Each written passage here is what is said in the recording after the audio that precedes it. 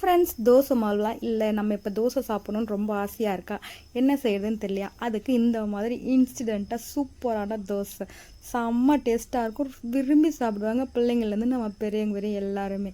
அதுக்கு மைதா மாவு தோசை தான் இது நம்ம செய்ய போகிறோம். அதுக்கு ஒரு அரை கப்பு மைதா மாவு எடுத்துருக்கிறேன். மைதா மாவு எடுத்துக்கோங்க. அதில் கொஞ்சமாக சால்ட்டு, சோட்டா மாவு போட்டுக்கோங்க. சுகர் கொஞ்சமாக போட்டுக்கோங்க. சுகர் போட்டுட்டு இதை நல்லா கலந்து விட்டுடுங்க. கலந்து விட்டுட்டு தண்ணி கொஞ்சம் கொஞ்சமாக விட்டு நம்ம கட்டி இல்லாமல் கலக்கணும். நம்ம மொத்தமாக தண்ணி ஃபஸ்ட்டே ஊற்றிட்டோம்னா கட்டி வந்துடும், நமக்கு பதம் தெரியாது. நம்ம தோசை மாவு பதத்துக்கு நம்ம இதை கரைக்கணும். இந்த மாதிரி கொஞ்சம் கொஞ்சமாக விட்டு வெறும் மைதா மாவு மட்டும்தான் போட்டிருக்கோம், வேறு எதுவுமே போடல. சோட்டா மாவு, சால்ட்டு, கொஞ்சமாக சர்க்கரை போட்டிருக்குறோம்.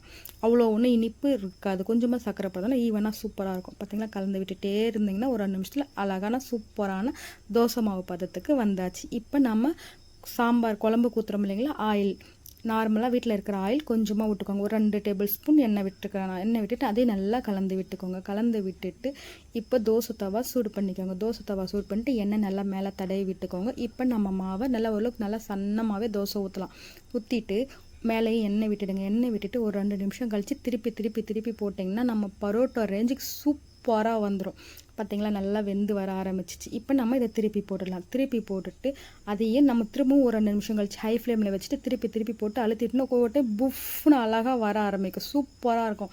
நம்ம டேஸ்ட் வந்து நம்ம பரோட்டா சாப்பிடுவோம் இல்லைங்களா, அந்த டேஸ்ட்டு சன்னமாக சூப்பரான தோசை பரோட்டான்னு கூட சொல்லிக்கலாம். சூப்பராக இருக்கும். அவ்வளோதான். பார்த்திங்களா, பார்க்கவே எவ்வளோ சூப்பராக இருக்குதுன்னு சொல்லிட்டு அவ்வளோதான், ரெடி ஆகிடுச்சு. இதை நம்ம மட்டன் குழம்பு, சிக்கன் குழம்பு எதுக்குனாலும் வச்சு சாப்பிட்டு பாருங்கள். செம்ம டேஸ்ட். ரொம்ப சீக்கிரமாக செய்கிற பரோட்டா தோசை ரெடி ஆகிடுச்சு. அவ்வளோதான். ரொம்ப சிம்பிளாக இருக்கும். வேணா ஒன் டைம் செஞ்சு பாருங்கள். எப்படி இருந்தது கமெண்ட் பாக்ஸில் போடுங்க.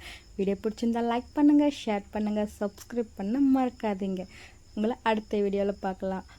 மைதா மாவு தோசை ரெடி ஆகிடுச்சு. பாய்.